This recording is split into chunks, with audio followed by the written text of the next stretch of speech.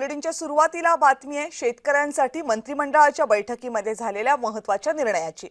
मागच्या कर्जमाफीमध्ये मदत न मिळालेल्या शेतकऱ्यांना सुद्धा कर्जमाफी मिळणार आहे। 2017 आणि 2019च्या कर्जमाफीतील वंचित शेतकऱ्यांना सुद्धा लाभ मिळणार आहे। या संदर्भातला आणखीन माहिती घेण्यासाठी जाऊयात माझ्या सहकारी भाग्यश्री प्रधान यांच्याकडे। भाग्यश्री, मंत्रिमंडळाच्या बैठकीमध्ये आज काय निर्णय झाला, विशेषतः जेव्हा नव्या कर्जमाफीच्या योजनेतल्या अटींवरून शेतकरी नाराज असल्याची भूमिका घेत आहेत?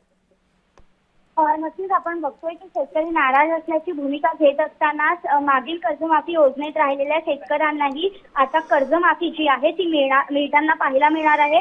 जवळपास 14,000 कोटी रुपये हे जे आहेत ते दिले जाणार आहेत आणि महत्त्वाचा निर्णय जो आहे तो मंत्रिमंडळ बैठकीत झालाय।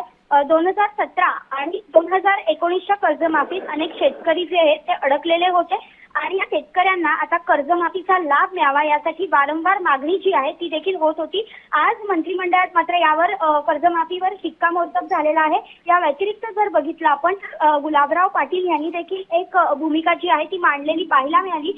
जळगाव मध्ये वादळ आणि पाऊस झाला होता, त्यामुळे 7,142 हेक्टर केळीचं नुकसान देखील झालेलं होतं आणि त्यासाठी देखील त्यांनी जी आहे ती विमा मदत मिळावी अशी मागणी केलेली होती। एकंदरीतच कर्जमाफी झाल्याने आता शेतकरी कुठेतरी पुन्हा आनंदाचे दिवस शेतकऱ्यांना दिसतील अशी आशा सध्या व्यक्त केली जाते। कविता, धन्यवाद भाग्यश्री, तुम्ही दिलेल्या सगळ्या सविस्तर माहितीबद्दल।